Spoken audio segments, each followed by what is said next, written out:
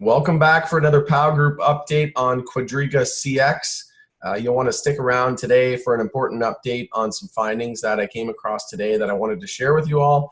Today is February 3rd, 2019, and it's Super Bowl Sunday. Congratulations to all you Patriot fans.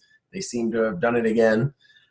So diving right into it here, guys, I want to keep this video short for you folks, but I also wanted to make sure that you're up to date, and I know everybody's busy and it's hard to stay on top of it all, but that's part of the reason why I've created this online community, POW Group, so that we can all have more eyes on the market, and the more eyes we have, the better. So if you want to get started with POW Group, we have a free trial available right now, a 7-day free trial, and you can come check us out, see what we're all about. And we have a monthly subscription of $4.99 a month. So if you like what you see, you can stick around and learn from our group of technical analysts and hopefully add some value into your investing and your decision making as you navigate, especially in crypto, a very muddy water, so to speak, especially right now because everything is just in turmoil and uncertainty. So the FUD is real right now in crypto, and yeah, it's a great thing to do is to surround yourself full of like-minded individuals and put yourself in a community of people who have similar goals and that, again, you can share ideas with and strategize with. So today I want to discuss the update on QuadrigaCX. We still are waiting to hear the results of the hearing from the Nova Scotia Supreme Court on February 5th, so more will be coming on that. So like and subscribe and get any future updates that will be coming your way. Tick the little bell and you'll be sure to be in the loop. So again, it's not looking good. QuadrigaCX is looking to be doing some shady stuff right now. I was thinking about this the other day. It was actually very weird, the timing on all of this, because I was thinking the other day, shouldn't we be able to see whether or not it's the blockchain? So there should be a public ledger. Shouldn't we be able to see if these funds are moving around? And of course, it's not that easy to pinpoint, but a user on Reddit actually came out with some analysis and posted it. Again, I'm not going to dive in depth on this, but you can look it up on your own time, and I suggest that you do fully read it in full and its entirety. So he will go on to explain about how he identifies Litecoin moving from the cold wallets to the hot wallets that Quadriga uses, and it's basically saying that these funds that belong to users are now being moved out, and it's getting chewed up by the community on Reddit. Everybody, this guy here, his username is Exit Scam, so that says a lot. Not hard to tell where the sentiment is here, right? So everybody seems to think that this is just an exit scam. This is just a phony story and made up story. And a lot of people think, well, maybe the CEO didn't die. Well, there's actually a certificate of death now in the exhibits, and perhaps he left the public, the private keys with his family, and maybe the family is the one who is performing the exit scam at this point, right? So we never know.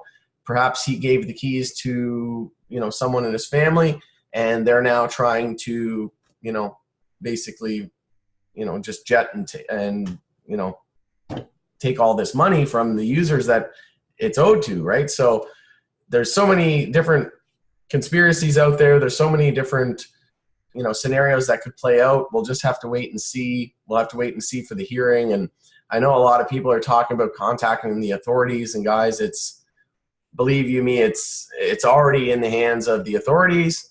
The police are already involved 100%. I mean, it's been in the Supreme Court of Nova Scotia, so it's not small news anymore at this point. We're talking about $190 million that have been basically robbed or locked up from hardworking individuals who have trusted this exchange with their cash.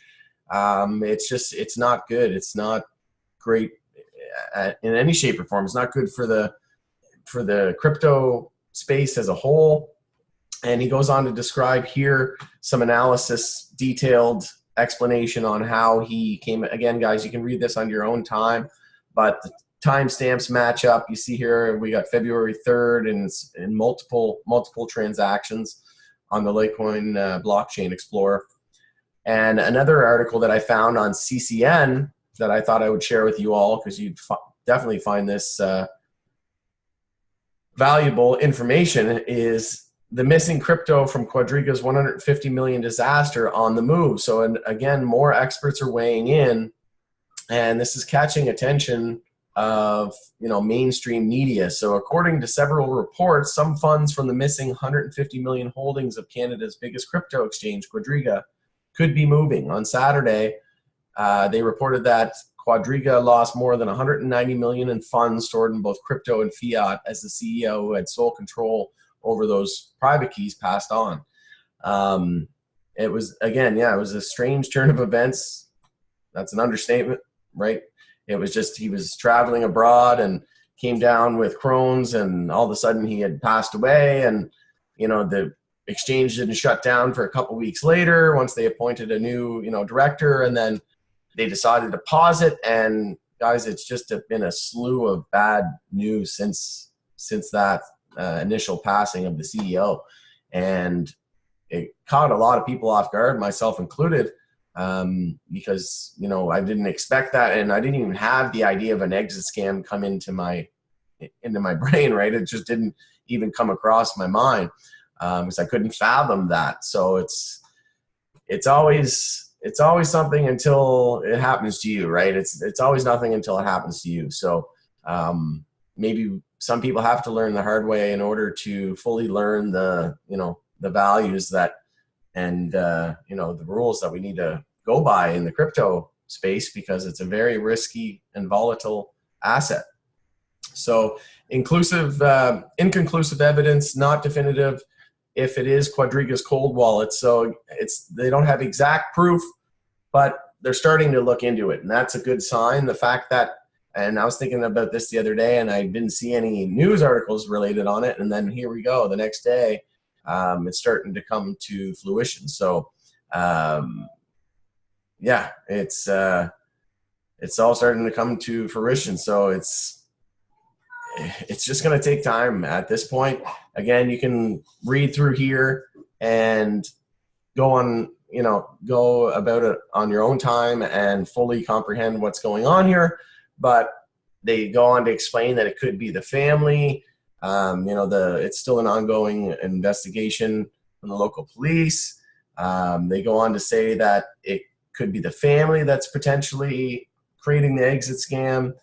Jesse Powell, the CEO of Kraken, a major crypto exchange, everybody knows of Kraken, he basically said that it's just a bizarre and frankly unbelievable story. So there's so many different views on the subject right now, and we'll just have to wait until there's more concrete evidence and this ongoing investigation with the police and the Supreme Court comes to an end. So like and subscribe to get the next updates, and we will talk to you again soon. Everybody have a great weekend. Cheers.